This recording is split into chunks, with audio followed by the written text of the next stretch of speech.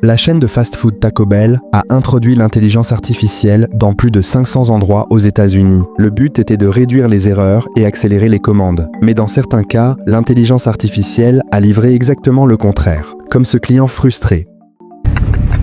And what will you drink with that? I want a large Mountain Dew. And your drink? Les drive-in de McDonald's ont aussi essayé l'intelligence artificielle, mais ont décidé de l'abandonner parce qu'elle était trop peu fiable. Une personne a eu du bacon ajouté à sa glace par erreur, et une autre a eu des centaines de dollars de nuggets de poulet ajoutés par erreur à sa commande. Quant à Taco Bell, le fiasco les a poussés à repenser leur utilisation de l'intelligence artificielle. Leur directeur de la technologie, Dane Matthews, a dit au Wall Street Journal concernant le déploiement du système d'intelligence artificielle vocale, citation, « Parfois ça me déçoit, mais parfois ça me surprend vraiment ». Et ce qu'il a dit est le vrai cœur de l'intelligence artificielle générative grand public aujourd'hui. Ça marche la plupart du temps, mais dans quelques pourcents des cas, ça se trompe tout simplement.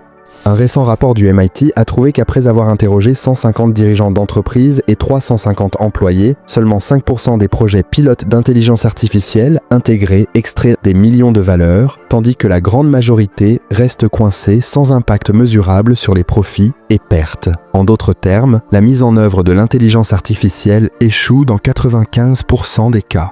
Le marché a été effrayé par ces découvertes, et les actions de Nvidia, l'entreprise de 4 trillions de dollars dont les puces alimentent le boom de l'intelligence artificielle, ont chuté de 3,5%, tandis que Palantir est tombé de 9% suite à la nouvelle. Tout ça semble assez lourd, mais c'était juste une réaction au titre, parce que quand on creuse plus profondément dans ce qui a été réellement dit dans le rapport, la réalité est plus nuancée, ce n'est pas juste l'intelligence artificielle qui échoue partout. Dans cet épisode, nous allons voir comment l'intelligence artificielle performe réellement une fois mise dans la position de prendre les emplois des gens.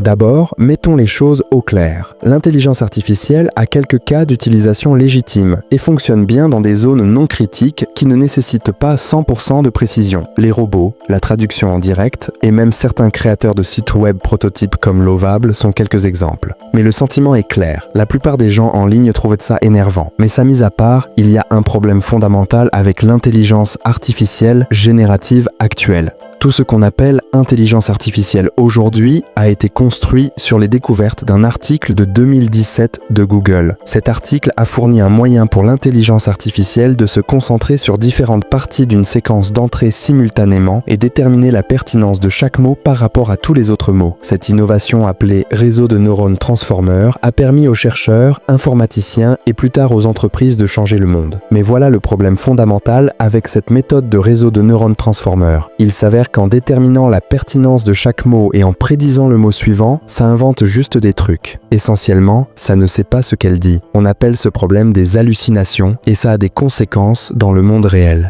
Imaginez le scénario. Vous êtes une entreprise qui décide de remplacer ses équipes par l'intelligence artificielle pour rédiger des dossiers médicaux, remplir des informations de patients, résumer des réunions ou faire de la planification de base. Mais avec le temps, vous réalisez avec horreur que l'intelligence artificielle invente 10% de tout ce qu'elle produit. Le vrai problème, c'est que vous n'avez aucun moyen de savoir ce qui est faux et ce qui est vrai. Donc, vous ou vos employés devez tout reprendre manuellement pour vérifier chaque détail. Ça finit juste par être du travail supplémentaire pour le personnel restant, et finalement c'est une perte de temps. Ça a l'air stupide, mais c'est exactement ce qui se passe maintenant. Les commentaires Reddit suivants sont tirés de personnes dans la main-d'œuvre qui ont dû subir le poids de la direction supérieure, pensant qu'implémenter l'intelligence artificielle aveuglément était une bonne idée.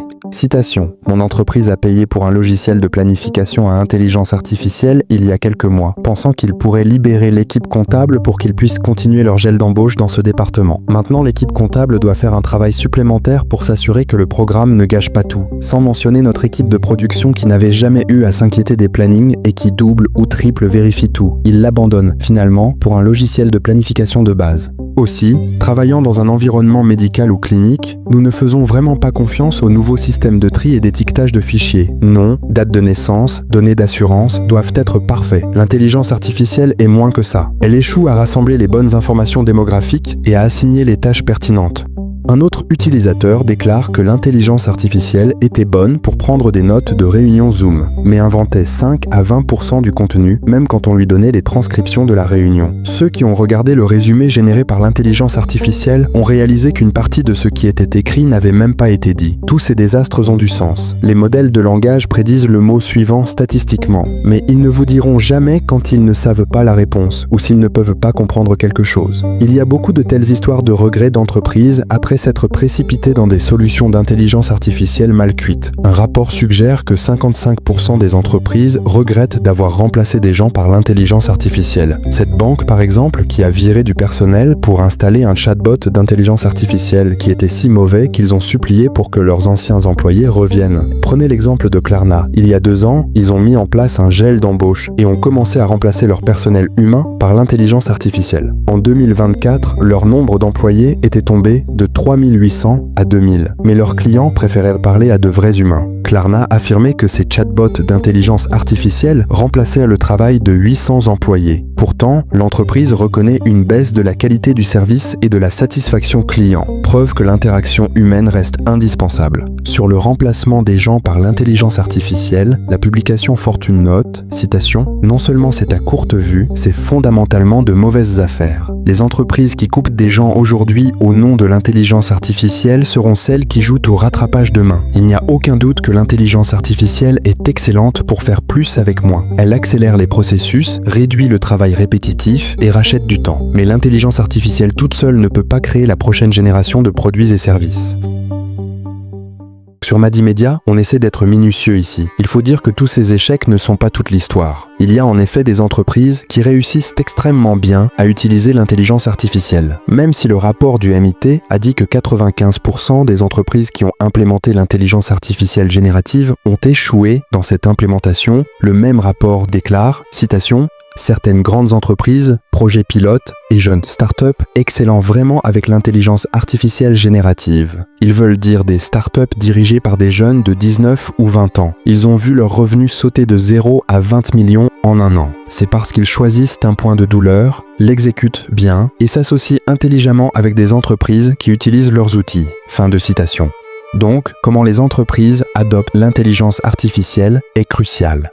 Par exemple, acheter des outils d'intelligence artificielle auprès de vendeurs spécialisés et construire des partenariats réussit 67% du temps, tandis que les développements internes réussissent seulement un tiers aussi souvent. Ça montre qu'on ne peut pas juste appliquer l'intelligence artificielle partout et s'attendre à ce qu'elle fonctionne. Ça nécessite de la réflexion dans son implémentation et dépend aussi de la spécificité des outils d'intelligence artificielle en question. Mais dans le grand schéma des choses, c'est encore les premiers jours pour l'intelligence artificielle et ce serait naïf de penser qu'elle restera la même pour toujours. Tout ce qu'il faudrait, c'est un autre article révolutionnaire, une nouvelle architecture de réseau neuronal sous-jacente, et tout pourrait changer à nouveau. Ça pourrait signifier un autre bond en avant géant qu'aucun de nous n'attend. Mais en attendant, c'est un territoire inconfortable.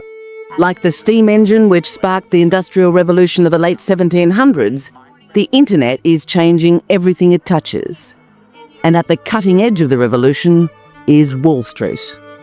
Dans les années 90, pendant la bulle Internet, il suffisait d'ajouter .com à son nom d'entreprise pour voir sa valeur exploser. Les investisseurs ne comprenaient rien à la technologie, mais ils étaient convaincus d'y voir le futur. En réalité, ces entreprises n'avaient pas de façon solide de faire du profit ou n'avaient même pas de plan d'affaires. Quand le marché plus large a réalisé que c'était tout un écran de fumée, le secteur s'est effondré. La plupart des entreprises .com ont fait faillite et seulement une poignée s'en est sortie et sont des géants aujourd'hui. Donc, comparons ça à la vague d'intelligence artificielle d'aujourd'hui. La sortie tant attendue de ChatGPT-5 a été une déception et beaucoup d'utilisateurs ont même pensé que la version précédente était meilleure et ça a poussé OpenAI à se démener. De plus, l'entreprise a aussi été prise en train de truquer carrément les chiffres de performance dans des graphiques très étranges. Et ensuite, nous avons les valorisations massives et les dépenses. Les cartes graphiques Nvidia Hopper qui alimentent le boom de l'intelligence artificielle coûtent environ 30 à 40 000 $ chacune. Google en a 26 000 et ils ont réussi à créer AlphaFold, Gemini, VO3 et plus. Mais Meta d'autre part a 600 000 cartes graphiques Nvidia Hopper.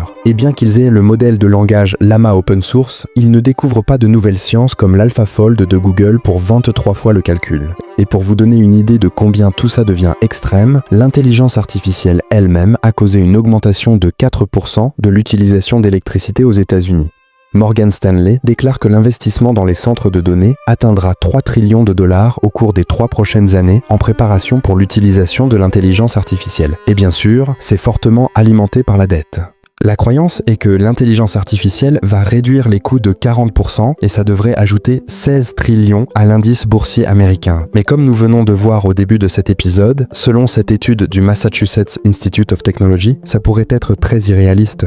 Donc, ça pourrait être le futur si l'intelligence artificielle ne s'améliore pas massivement bientôt. Numéro 1, les dirigeants d'entreprises et les propriétaires d'entreprises vont être frustrés par les hallucinations, les solutions inutiles, le mauvais code et un très mauvais retour sur investissement. Numéro 2, beaucoup de gourous de l'intelligence artificielle comme Sam Altman devront admettre que l'intelligence artificielle générale ne va pas être atteinte par les modèles de langage. En gros, ça ne mène nulle part. Numéro 3, la population générale commence à en avoir marre des modèles de langage, et on le voit déjà. L'inondation absolue de contenu pourri généré par intelligence artificielle, les hallucinations, l'intelligence artificielle étant d'accord avec ce que les utilisateurs disent, les rendant parfois fous.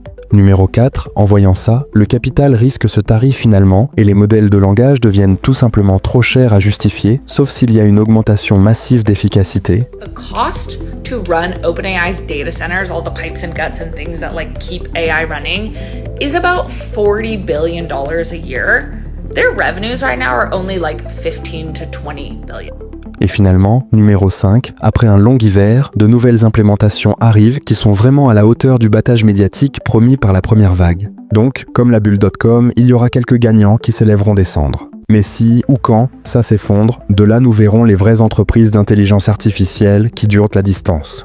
Pour finir cet épisode, laissez-moi terminer avec ça. Regardez ce diagramme, ça s'appelle le cycle de battage médiatique de Gartner et ça décrit la progression typique de l'infiltration de nouvelles technologies dans la société. Donc, où pensez-vous que nous sommes? Le déclencheur technologique, le pic des attentes gonflées, le creux de la désillusion, la pente de l'illumination ou le plateau de la productivité? N'hésitez pas à commenter ci-dessous. Alors, quelle est la suite? Eh bien, Sam Altman et tous les autres leaders de l'IA devraient concentrer leurs efforts sur la correction des hallucinations.